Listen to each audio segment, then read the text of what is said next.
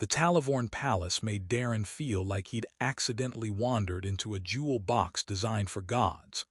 Everything gleamed, walls of compressed crystal that refracted light into colors that didn't have names in standard, floors polished to mirror perfection, and columns that seemed to grow from the ground rather than having been built.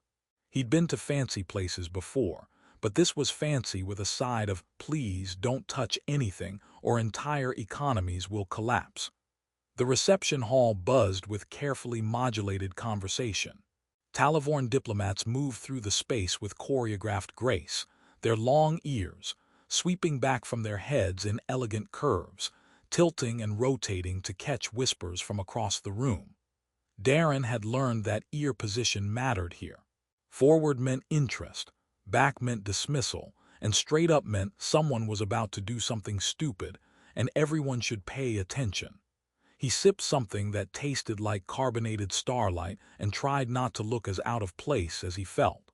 The human delegation had scattered, networking with various alien officials, leaving Darren to represent Earth near a column that seemed structurally unnecessary but aesthetically critical. "The refreshments are adequate." A Talavorn official materialized beside him, their voice carrying harmonics that made translation software struggle. "They're great," Darren said. "Very sparkly." The official's ears tilted in confusion before they drifted away, probably to report that humans had concerning opinions about beverages. Darren made a mental note to be less weird at formal functions, then immediately forgot it. The conversation around him flowed in multiple languages, the translator implant in his ear doing its best to keep up. Something about trade routes, something else about cultural exchange programs. He was nodding along, pretending to understand tariff negotiations when the room changed. It happened fast. One moment, polite chatter. The next, silence spreading like ice across water. Conversations cut off mid-word. Diplomats froze with glasses halfway to their mouths. Even the ambient music, some kind of crystalline chiming that had been pleasant background noise, stopped. Darren looked around, trying to identify the threat. Guards along the marble columns had gone rigid, their hands moving to ceremonial weapons that suddenly didn't look very ceremonial. Their eyes tracked something Darren couldn't see, and their ears were straight up in universal alarm. The crowd began parting, not moving aside politely, but actively creating a corridor with the kind of urgency usually reserved for emergencies. Darren found himself at the edge of this impromptu pathway, still holding his sparkly drink and deeply confused about protocol. Then he saw her. A child burst through the crowd with the single-minded determination of someone who decided that rules were suggestions. She couldn't have been more than 7 years old by human standards, wearing a formal gown that she'd clearly been told not to wrinkle. Her ears, longer and more delicate than the adults around her, were pinned back in a way that the translator unhelpfully informed him meant joyful defiance. She was running straight at him. Darren's brain processed several facts simultaneously. This was clearly someone important based on the crowd's reaction. Running in a palace was probably illegal, and she was definitely going to crash into him if he didn't move. He didn't move. The child collided with his legs and wrapped her arms around him in a hug that had considerable force behind it. Darren's drink went flying, sparkles and all, and he instinctively put a hand on her shoulder to steady them both. "Darren Wolfe," she said, her face pressed against his jacket. Her voice was small but certain, speaking standard with an accent that made the words sound like music. "I found you." The silence in the reception hall achieved a quality that suggested everyone had forgotten how to breathe. Darren looked down at the child, at her determined grip and her ears now tilted forward in unmistakable happiness, and tried to figure out why this felt important. "I'm sorry," he said carefully, "but I think you have me confused with no confusion." She looked up at him and her eyes were the color of storm clouds over oceans. "You saved me 3 rotations ago on the contested moon." Darren's memory produced absolutely nothing useful. 3 years. Contested moon. He'd been on dozens of missions, pulled dozens of people from bad situations. Nothing stood out as the building that fell, she continued, her small hands gripping his jacket. You dug through the stones, you carried me. A flash of memory, dust and screaming, his hands bleeding from moving rubble, a terrified child he'd handed to medics before moving to the next crisis. Just another face in a day full of them. You're supposed to be with your guardian, a voice said, and Darren looked up to find himself surrounded by very large, very armed guards whose ears were flat against their heads in what he suspected was not a good sign. Behind them, the crowd had reorganized into something between a semicircle and a defensive formation. The child, this small, determined person who apparently knew his name, didn't let go.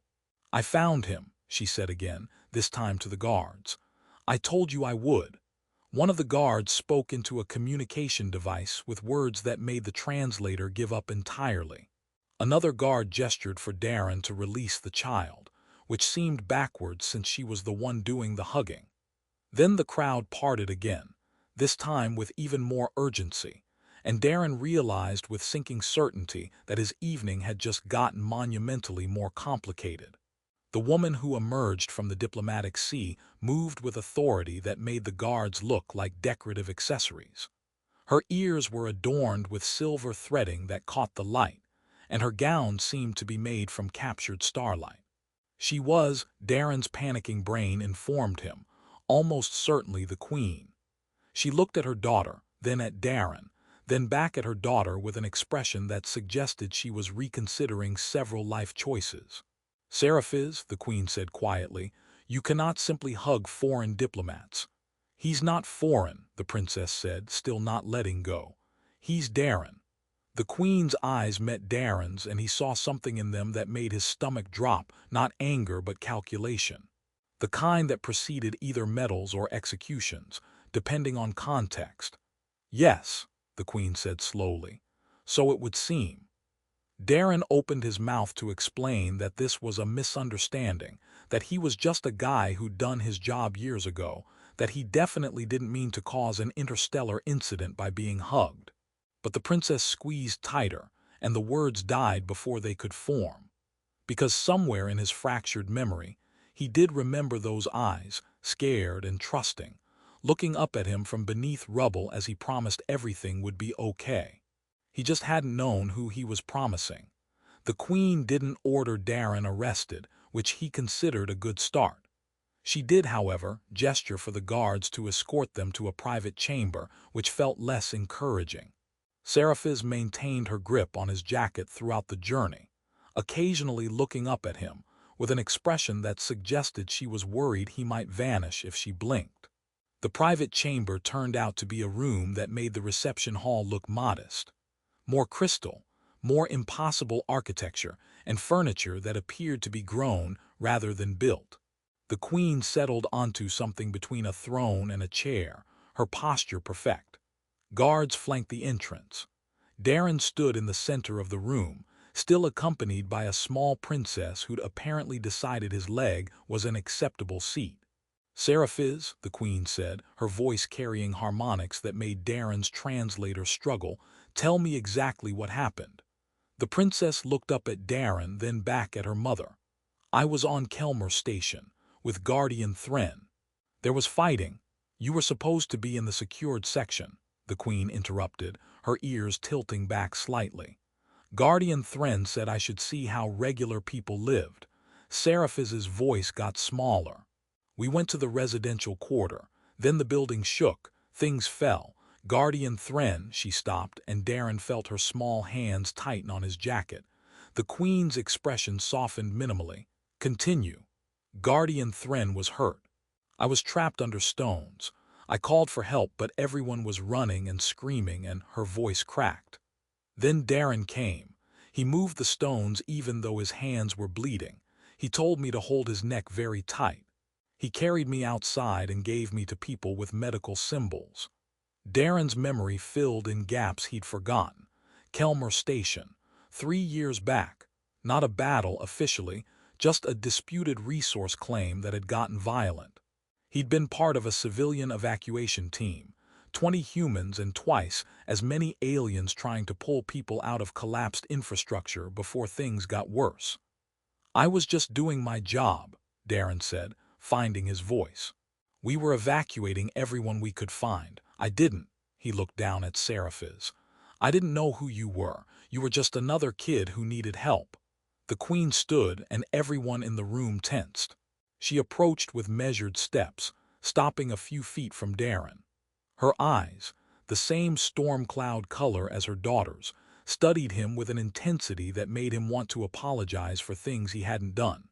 "You didn't report finding a member of the royal family," she said. "I didn't know I'd found one. She was covered in dust, scared, and I had about 40 other people to pull from rubble before the sector collapsed." Darren kept his voice level. "If I'd known I would have, actually no, I wouldn't have done anything differently. She needed help. I helped. That's the job." One of the guards made a noise that suggested Darren should perhaps be less honest with royalty. The Queen's ears rotated forward. "Interest," the cultural briefing had said. "You expect no reward, no recognition." The Queen's tone suggested this was somehow suspicious. "I expect not to be arrested for being hugged." Darren tried for humor, which was either brave or stupid. "Look, Your Majesty, I'm just a civilian contractor who happened to be in the wrong place at the right time. Or the right place at the wrong time. I'm not good with idioms." Seraphiz giggled, an actual delighted sound that made her mother's expression shift into something that might have been surprise. The princess looked up at Darren. "You're funny." "I'm told that's a human thing," Darren said. "We cope with stress through questionable humor." "All humans?" Seraphiz asked, her ears tilting forward with genuine curiosity. "The good ones." He smiled despite the situation. "The bad ones cope through paperwork." The Queen made a sound that could have been a laugh or a cough. "Seraphiz has been searching for you," she said, and her voice had lost some of its formal edge. "She remembered your face. Your name. She heard medics say it when you handed her over. She insisted you were real, not a trauma-induced memory." "I didn't mean to be memorable," Darren said. "Just trying not to let kids get crushed by buildings." "A low bar," the Queen observed. "You'd be surprised how many people struggle with it." Seraphiz tugged on his jacket. "You promised everything would be okay," she said quietly. "You kept your promise. Guardian Thren didn't survive, but you made sure I did. I wanted to thank you. I wanted," she looked at her mother, then back at Darren. "I wanted to make sure you were real." The weight of those words settled over the R. Darren crouched down, bringing himself to Seraphiz's eye level. "I'm sorry about your guardian," he said. "And I'm glad you're okay. You're very brave for remembering all that." "You're brave for moving stones with bleeding hands," she replied, with the absolute certainty of children who haven't learned to doubt what they see. "That's called being too stubborn to quit," Darren corrected gently. "Different thing entirely." "Human semantics," the Queen said, but her tone suggested she was fighting back something resembling approval. She touched her daughter's shoulder. "Seraphiz, you found him. You've said your thanks. Now we must. Can he stay?" Seraphiz looked up at her mother with an expression that probably worked on even the most hardened royalty. "Can he visit? I want to know more about humans, about the stubborn ones." The Queen's eyes met Darren's again, and this time he saw calculation mixed with something else, maybe respect, maybe resignation. "That would require significant security clearance," she said slowly. "Background verification, cultural integration training." "I'm really not that interesting," Darren tried. "You saved the heir to the Talavorn Empire without knowing it, expected nothing in return, and just called being a hero too stubborn to quit." The Queen's ears tilted in what might have been amusement. "You are, I'm afraid, exactly that interesting." Seraphiz beamed. Darren wondered if it was too late to claim diplomatic immunity from being appreciated. The guards by the door had relaxed slightly, their ears no longer flat in alarm, and one of them might have been smiling. "I should get back to the reception," Darren said, "before my delegation thinks I've been disappeared." "Too late," the Queen said, almost cheerfully. This conversation will be the only thing anyone discusses for months. She wasn't wrong. But as Darren looked at Seraphiz, this small person who'd held onto a memory of kindness through trauma, he thought maybe that wasn't the worst thing to be known for, even if it meant more diplomatic receptions in his future.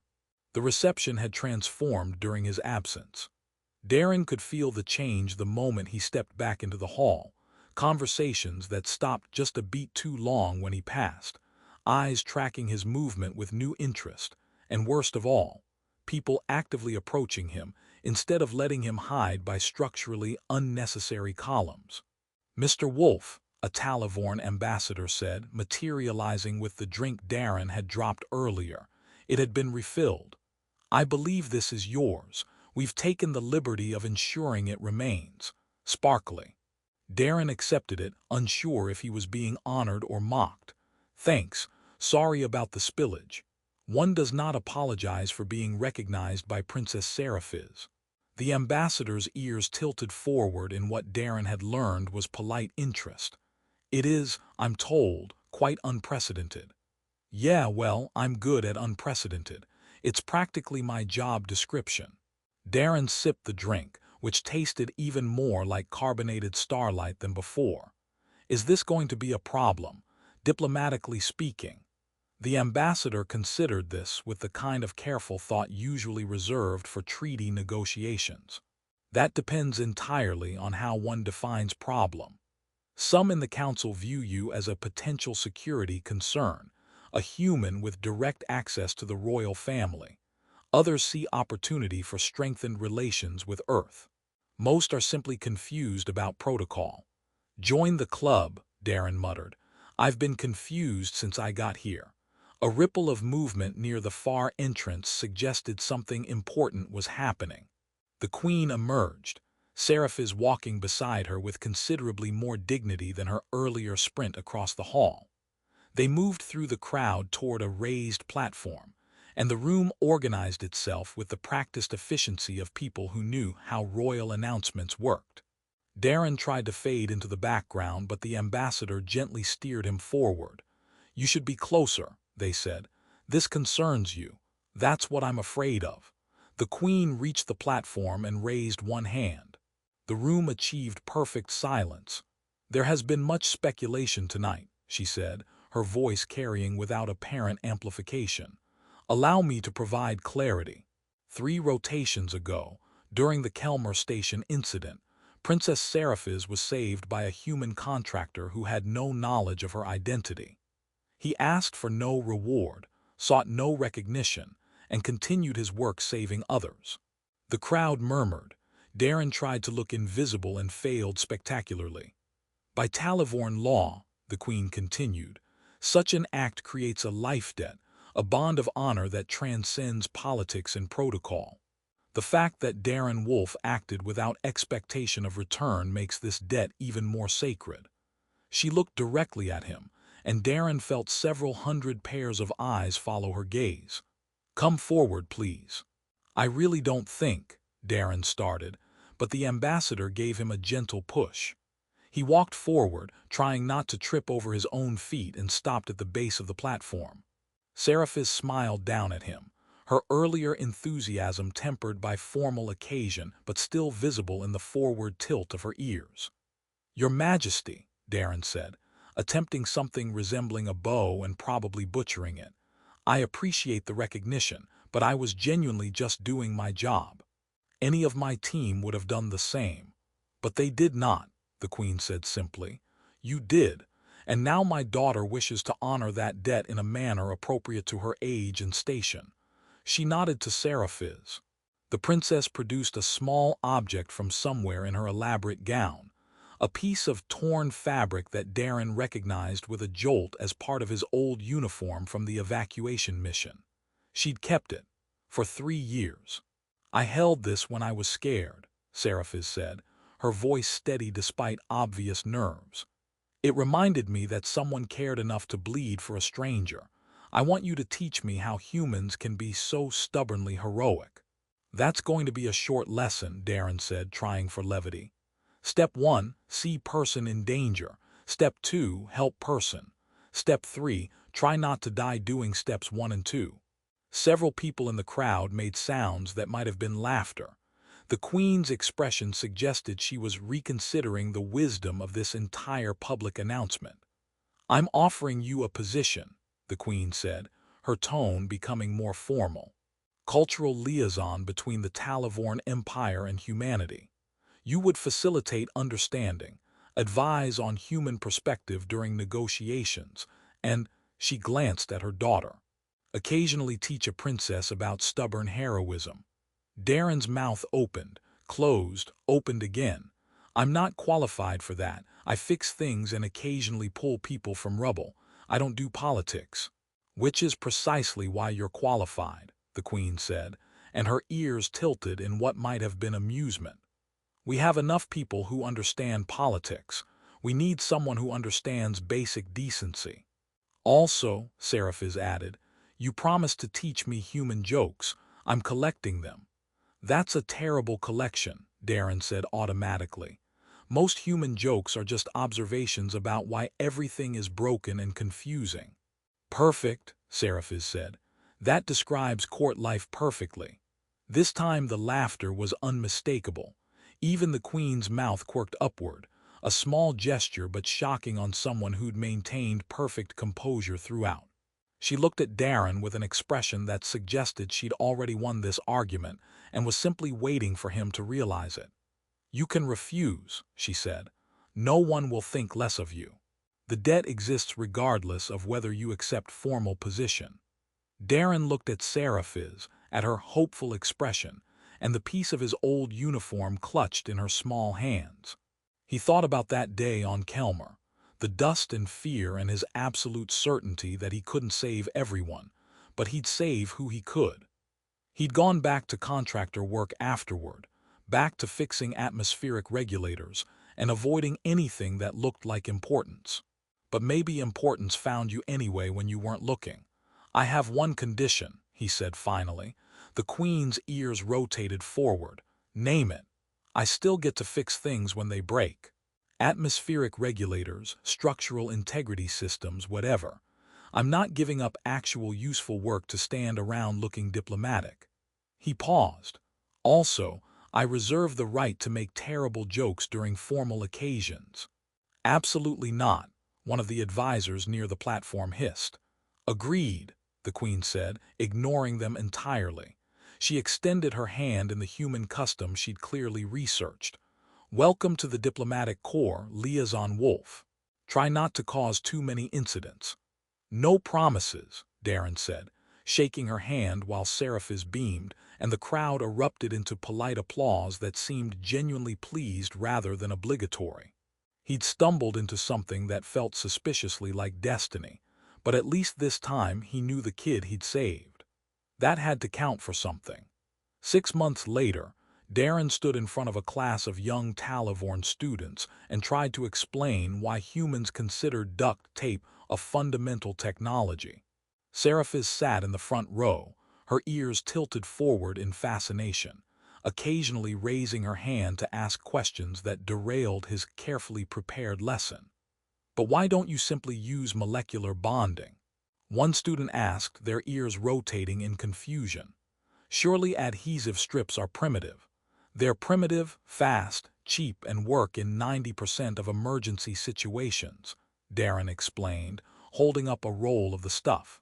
"When your ship is losing atmosphere, you don't have time for molecular bonding.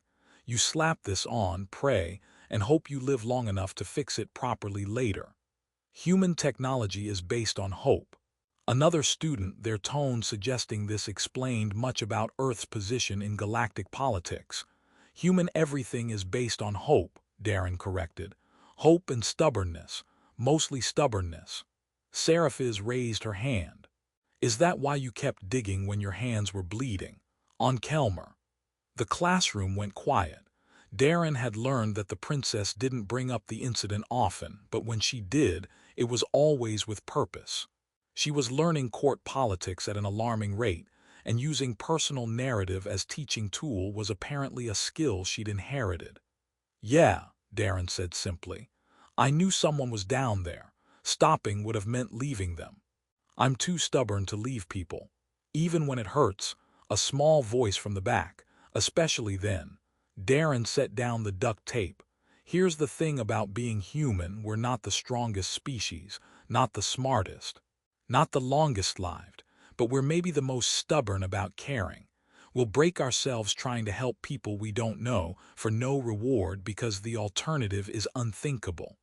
That's illogical, one student observed. Completely, Darren agreed. It's also what makes us worth knowing. The lesson continued, devolving into a discussion about human emergency protocols that led somehow to whether humans actually ate food that was still moving, which Darren had to carefully explain was usually just very fresh fish and not, in fact, evidence of barbarism. After class, Seraphiz walked with him through the palace gardens, a newer routine that the queen had approved with the caveat that guards remain visible at all times. The princess had grown in 6 months, her ears lengthening in the way that indicated approaching adolescence. "Mother says I'm too attached to you," Seraphiz said, examining a flower that bloomed with bioluminescent patterns. "She worries it's inappropriate for the heir to show such favoritism." "Your mother's probably right," Darren said. "I'm just a guy who got lucky once." "You weren't lucky, you were brave." Seraphiz looked up at him with those storm cloud eyes. "And you never ask for anything. All my other tutors want favors or political access. You just want to know if the atmospheric regulator in the East Wing still makes that wheezing sound." "Does it?" Darren asked immediately. "You're proving my point." But she smiled. "Why do you still fix things? You're a liaison now. You could delegate that."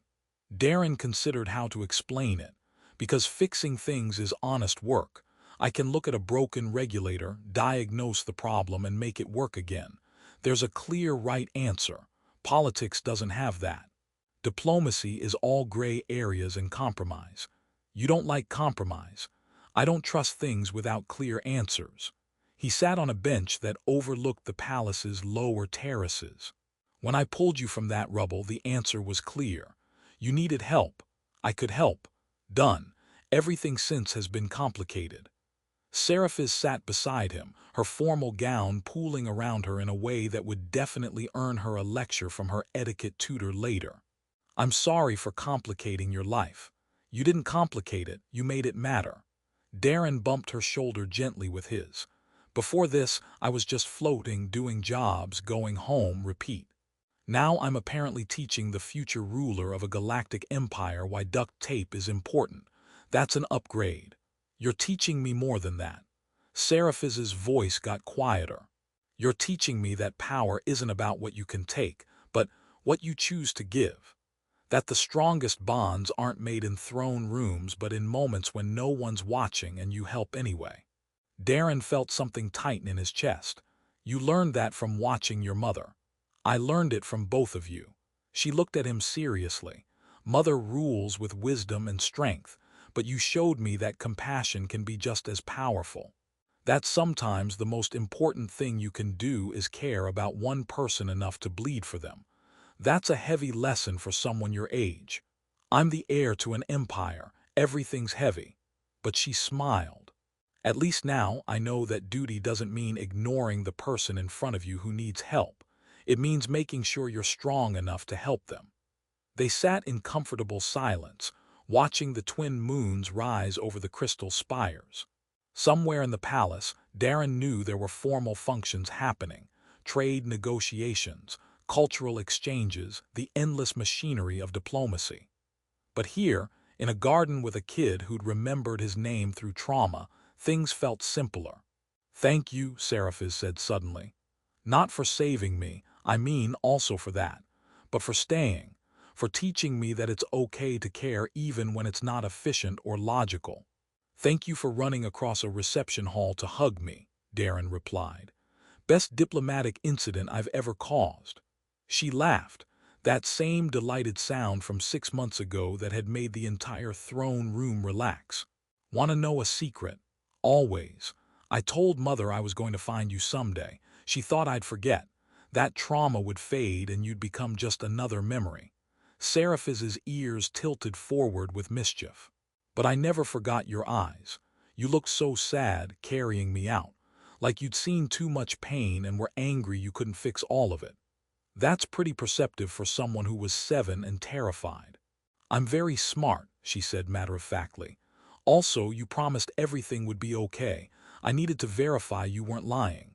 And you weren't. She stood, brushing imaginary dust from her gown in a gesture so like her mother it was startling.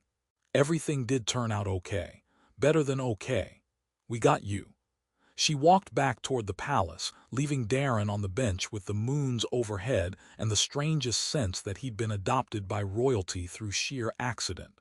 The guards followed her at a discreet distance, and one of them, a massive Talavorn with scars suggesting a violent past, nodded respectfully to Darren as they passed. He'd stumbled into importance trying to do basic decent work. He'd saved someone without knowing who they were. And somehow, impossibly, that had mattered more than all the calculated politics and careful diplomacy happening in the crystal halls above. Darren looked at his hands, scarred from 1,000 repairs, including one desperate dig through rubble years ago. They were just hands, just a human's imperfect tools for fixing broken things. But they'd built a bond stronger than treaties, earned through nothing more than refusing to walk past someone who needed help. Maybe that was enough. Maybe that was everything. The moons continued their slow arc across the alien sky, and Darren headed inside to check on that wheezing regulator in the East Wing. Because some things, like atmospheric integrity and keeping promises to kids who remembered your name, were too important to leave broken, even when your hands were scarred from fixing them before.